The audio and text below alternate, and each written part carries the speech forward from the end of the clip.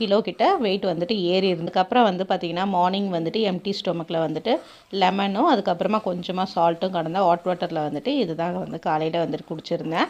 So நம்ம எப்பயுமே எழுந்தோடனே பல் விளக்கிட்டு வந்துட்டு 2 டேபிள் ஸ்பூன் வந்துட்டு நம்ம தேங்காய் எண்ணெய் வந்து குடிச்சிடணும். அதுக்கப்புறமா தான் நம்ம எதுவாக இருந்தாலும் எடுத்துக்கணும். இது பிரேக்ஃபாஸ்ட்டுக்கு பாதாம் ஃப்ரை வந்து எடுத்திருந்தேன். ஸோ பாதாம் வந்துட்டு 20லேருந்து 25 வரைக்கும் எடுத்துக்கலாம். ஸோ அதை முடிச்சுட்டு அதுக்கப்புறமா வந்து மதியம் லஞ்ச் வந்து ரெடி பண்ண ஆரம்பிச்சிட்டேன். இன்றைக்கி பூசணிக்காய் வந்து தயிர் சாதம் மாதிரி செய்ய போகிறேன். ஸோ நல்லா வந்துட்டு ஒரு பெரிய பீஸ் பூசணிக்காய் வந்துட்டு நல்லா வந்து தோல் சீவி எடுத்துக்கலாம்.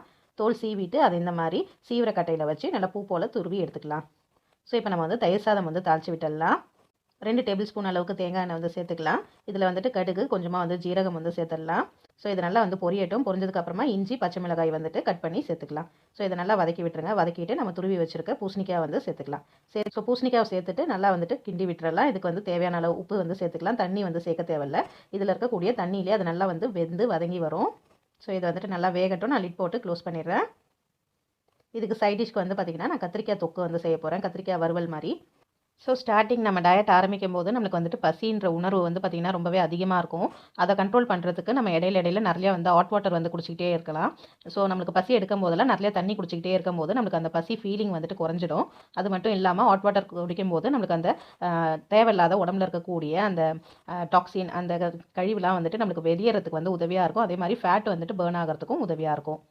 ஸோ உங்களுக்கு வெறுமனே தண்ணி மட்டும் குடிக்க பிடிக்கலனா நீங்கள் வந்து க்ரீன் டீ மாதிரியோ இல்லை பிளாக் காஃபி மாதிரியோ ஒரு 11 o'clock போல் வந்து எடுத்துக்கலாம். அதே மாதிரி ஈவினிங்லேயும் நம்ம வந்து பிளாக் காஃபி க்ரீன் டீ இந்த மாதிரிலாம் நம்ம வந்து எடுத்துக்கும் போது நம்மளுக்கு ரொம்பவே ரெஃப்ரெஷிங்காக இருக்கும்.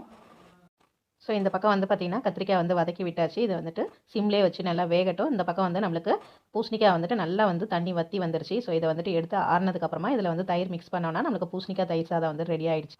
ஸோ பூசணிக்காய் தயிர் சாதம் வந்து எப்படின்னா நார்மல் நம்ம வந்துட்டு ரைஸ் வச்சு செய்கிற தயிர் சாதம் மாதிரியே தான் இருக்கும். டிஃப்ரென்ஸ் வந்துட்டு இருக்காது.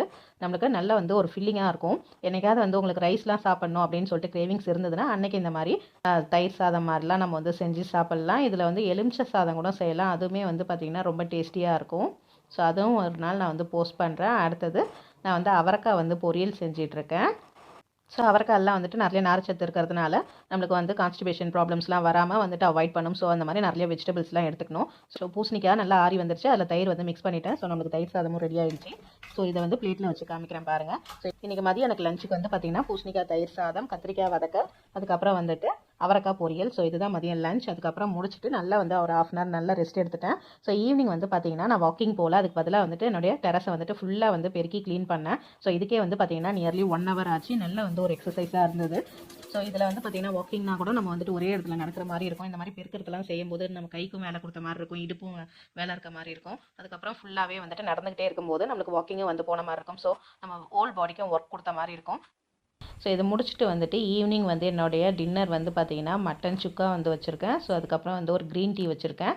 ஸோ முடிஞ்ச அளவுக்கு நைட்டில் வந்து சீக்கிரமாகவே சாப்பிட்ருங்க. ஒரு 7 மணிக்குள்ளேயே சாப்பிட்ருங்க.